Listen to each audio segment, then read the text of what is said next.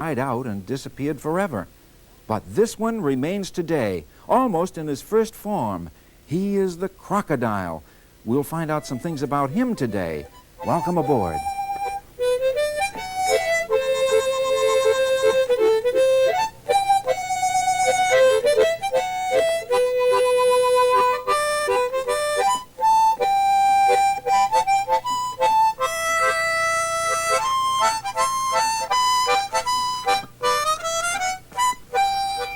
Hello, everyone. Captain Bob here again on our Nature World. Again, welcome to our program. I want to thank you for your comments and suggestions as to the animals and other things you want to explore here on our program.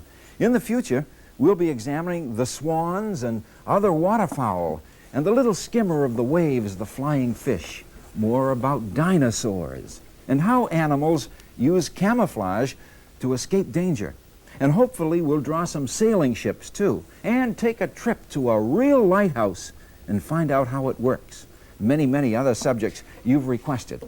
Now, today, I'll try to answer some of your inquiries about the crocodile, such as, how large are they when they're first born? Do you know? And how large do they grow? Of what real value are crocodiles in nature's balance? How long do they live? How can you tell a crocodile from an alligator? Do you know these answers? Well, we'll see in just a moment, and we'll try sketching the croc too. Oh yes, and do you know how a crocodile swims? Does he paddle with his feet or what?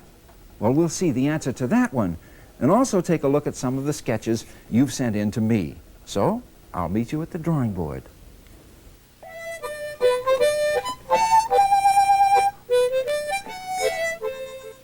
Crocs are reptiles. The word reptile means to creep. Did you know that? It's from the Latin language. Reptiles are cold-blooded, like fishes and amphibians, and must get the warmth they need from their actual surroundings, like the warm sun. Let's look under our nature world and see my first sketch. Are you ready for him? Well, that's what he is, the crocodile. Look at him here, an ancient beast that lives today. Let's take a close look at the head and the hide and all of the detail on him here. Yes, the crocodile is the largest living relative of those ancient dinosaurs. The croc is not all bad, as he and the alligators have their place in the balance of nature by destroying great numbers of surplus fish and certain animals which are usually ill. Crocodiles act as scavengers in cleaning up our streams. Now note the teeth and the great jaws here. The teeth protrude outside the jaws on a crocodile, and he has a non-flexible tongue. That means he must eat in the water in order to swallow his food. Crocs live in the countries of Asia and Africa, and some live in the Florida swamps.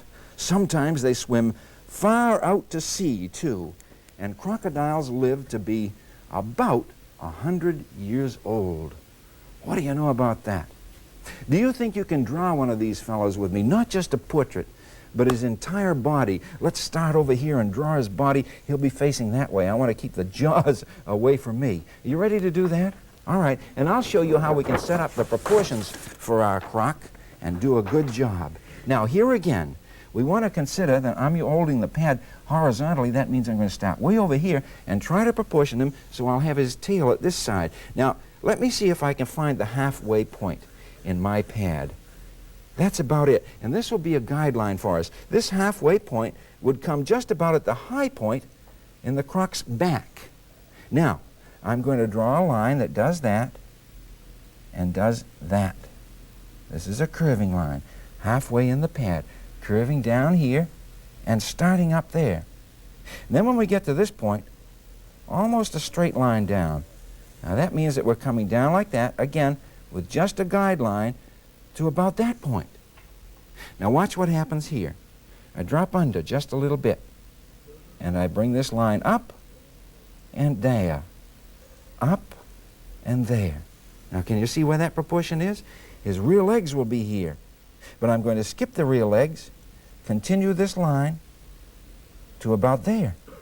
His front leg will be there, and then I'll skip again and come over here and start up. Now just start up. Now let's look at those lines again. There's the halfway line, which we won't even consider after we get going. Here's the curve to his back, the high point in his back, and then starting down toward that long tail. And then here, back to that leg, a little gap under the abdomen, a little gap, and up starting toward his throat. Now let's concentrate on the tail over here.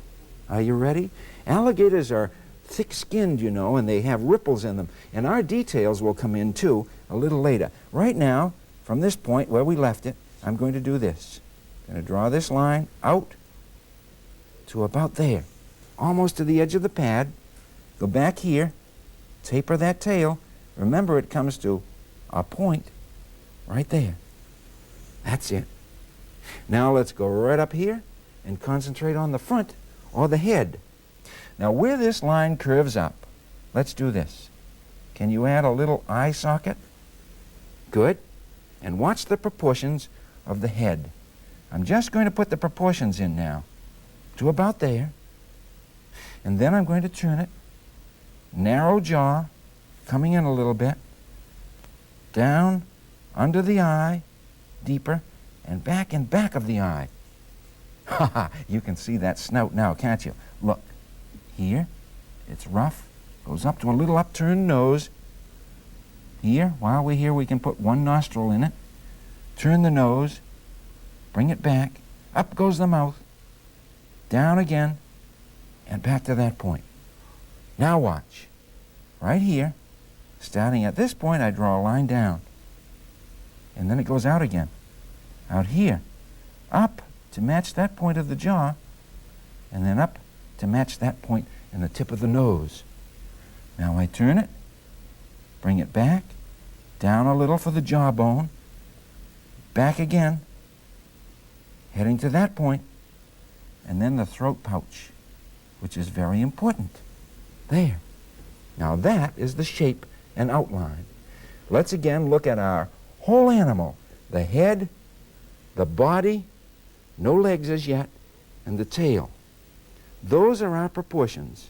Look at my drawing and look at yours. Fine. Here's where the front leg would go. I'm going to draw a little circle here, just lightly. And then I'm going to bring an elbow up. You see, the croc can actually push himself up off the ground with those strong legs. But here we have him settling down. That's an elbow. Here, the muscle from the shoulder, and then to the front part of that front leg, and down to the feet. Let's show the area of the feet this way. The croc has 1, 2, 3, 4, 5 fingers. Can you draw them in like that? Just roughly. We'll get detail in later, as you know. That is the right leg on this side of his body. Now let's do the right leg on this side of his body, but the rear right leg. Here now, we find that the muscles holding the leg are higher and larger than the front. When we have that established, we can draw this leg out to the knee and then back down towards the foot. And here, the rear muscle in the leg, down toward the foot. And here, the foot varies, for we have a regular heel. And then the leg comes forward to a much longer foot. And again, you remember that question that I asked you? Do crocodiles swim by paddling their legs? It looks as though he might here, but we'll find out later in the program whether or not you knew. Now, let's put detail on the back end. That means that there are ridge plates coming down here. And here's an easy way to do it. Just come along here with a little ridge. You see that? The guideline for our back shows it. Another ridge. They vary. These are like hard protruding scales on the hide of the crocodile. As they come down here, they get larger. And many times they point toward the rear. And we're seeing the ridges on one side of his body, for in actuality there are two. Here, a space, and then another on the other side. Keep them going right down toward the tail. And when we get down closer to the tail, you'll see that they get smaller again. They're at their maximum size here to here. Now they start tapering again and pointing toward the rear. So bring that ridge all the way down. That's it. Keep it coming. Just every once in a while take a look at mine and look at your drawing. And you'll see how simple it is to set up animal life especially. There it is. Now I've got ridges all the way along, all starting from right in back of his eye socket, all the way down his back. Now let's use a sharp crayon. If you have a sharp pencil, you do the same thing, and we'll look at the eye. Now this is going to be naturally on the head, and the crocodilian, that's the name for all alligator-like or crocodile-like reptiles, has an eye that's somewhat almond-shaped. Can you see that? Like a small football. So if we draw that case in that way, and then put the pupil in, watch this now. Right away, the pupil with a little shadow under it will make that eye come to life. And there's detail around the eye too, and scales, which we'll get a little later. While we're here on the head, let's do this. Right under this jaw, let's darken that line. And we've set it up for the teeth. Now the teeth do not start way back in the jaw. However, there is a membrane here. You see it? And if you'll draw that in, we'll have the stage set for our teeth. Look at mine, look at yours. We've got a good start on our crocodile sketch. So let's just take a bit of a rest, and then I'll show you some things I've found about them, and we'll continue with our sketch. I'll be right back.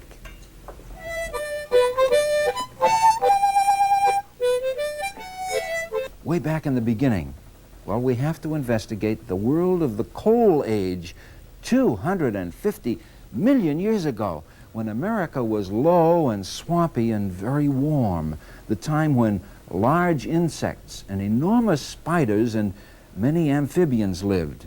Amphibian, by the way, means to live and both, or to live both on the land and in the water.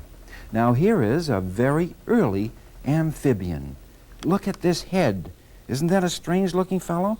He was about 5 feet long and very much like a giant frog, but as you can see, he had teeth. He lumbered in and out of the water on those stubby legs of his, and he had to keep his skin wet. Great numbers of these creatures gathered in the pools and swamps of those early days. We know this from their fossil remains. His name is Eriops. Ages later, another creature developed, a halfway creature.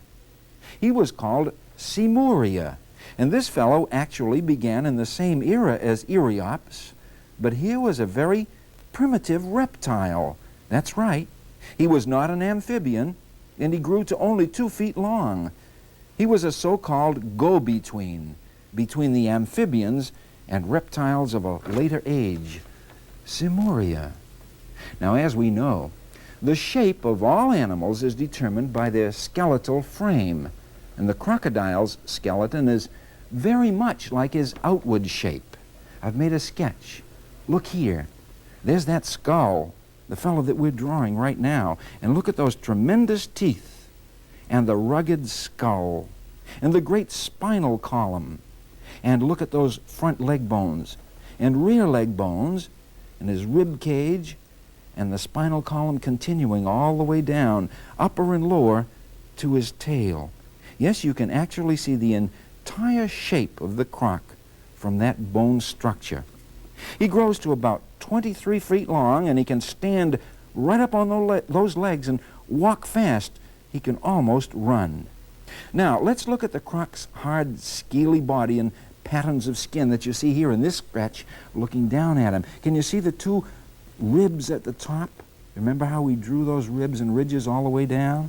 Yes, these ridges run all the way back, and he has leathery skin and folds and wrinkles too. And his teeth protrude outside his mouth, unlike the alligator. What do you know about that? The crocodile, as we see looking down at him. Now, this animal is only about 10 inches long when he's first born, and he emerges from an egg. Mother croc, you see, builds a nest of decaying matter on a banking near the stream, and the warmth of the sun and the warmth of the decaying materials hatches it out. Look here. A newborn crocodile. That's right, coming out of that egg. Yes, here he is, and that little caruncle that you can see on the top of his nose is a horn-like bump. You see, it helps him to break out of the egg, and then it falls off after a few days. The baby is able to fend for himself at once. The newborn croc coming out of that egg, the leathery egg. Do you know how to tell a crocodile from an alligator? Well, I see a lot of hands going up. The easiest and quickest way is to look at their heads, for they're quite different. Now here's the crocodile head, again drawn for you so you can see the actual shape. The crocodile head, as you can see, is long, isn't it? It's long with a narrow snout, and the teeth are right out on the edge of the jaw. This narrow snout is the thing to look at if you see one of these creatures in zoos. If he doesn't have a narrow snout, he won't be a crocodile. Now look, here's the alligator. There is a difference. The crocodile snout is long and narrow, but look at the alligators. Broad, with a blunter head. The alligator usually is much darker too, sometimes black, and the teeth do not show when the mouth is closed. The difference between the alligator and crocodile. You know, I asked at the start of our program if a croc paddles with his feet when he swims. Now, do you know the answer to it? Well, you see, once he clears the banking and heads into the water, his feet fold up to his sides, and then he uses his tail. Now, I've made a sketch for you here of a croc just against the plain water. You take a look at him and see if you can tell what's going to happen. Where are his feet? Tucked up along the sides, right? Yes, they are, both fore and aft. Now, he can go through the water at quite a speed, yes, but those feet do not propel him, and he certainly is not jet-propelled either. No, he propels himself by the use of his tail. Watch. Can you see it? Flicking back and forth and back and forth. And, of course, the faster he flicks it, the faster he goes. How about that? That's the way he swims. Once those feet are tucked up, he's all set to take off and swim. Now, take a look at your sketch again. We've learned quite a bit about that fellow and how he swims and all of the details of where he came from and the egg and how he comes out. What's the name of the little thing on his nose? The caruncle. That's right. Okay, back to our sketch now. Here, take a look at yours and see if you have all the ridges all the way down his back, starting from his eye.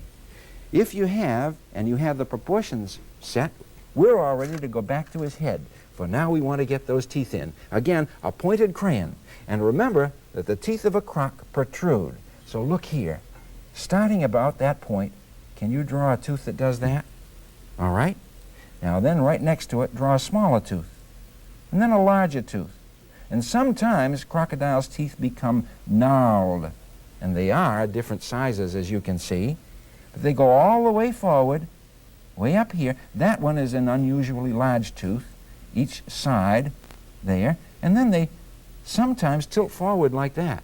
For you see, a crocodile, when he clamps on to his prey, the teeth keep the animal from escaping, much like the jaws in a steel trap, which are terrible things.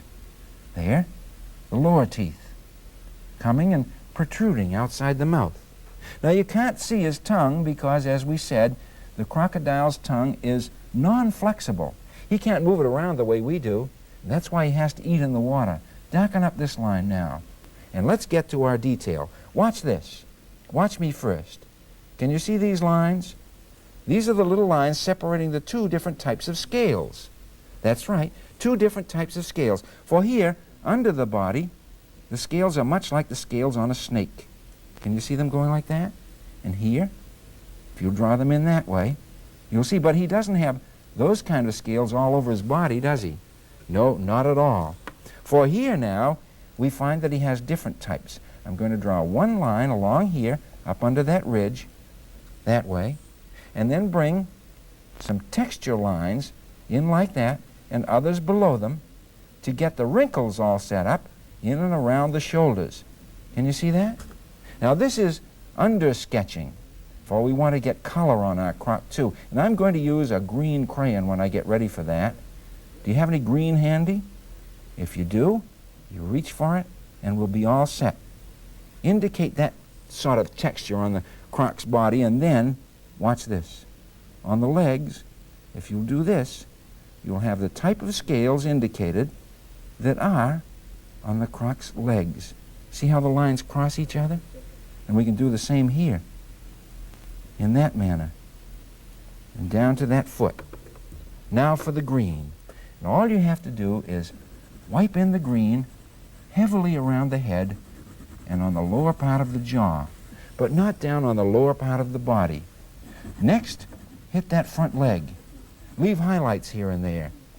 Move the dark in where the shadow should be. Hit the rear leg. Get these established first. There, now we can work down the body.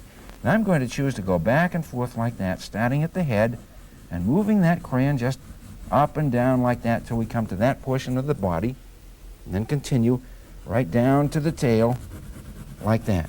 We have the basic green on. I hope you sketched along and learned a few things about this ancient animal, the crocodile. Now I'll be back in just a moment. We'll check this and take a look at some of your past sketches.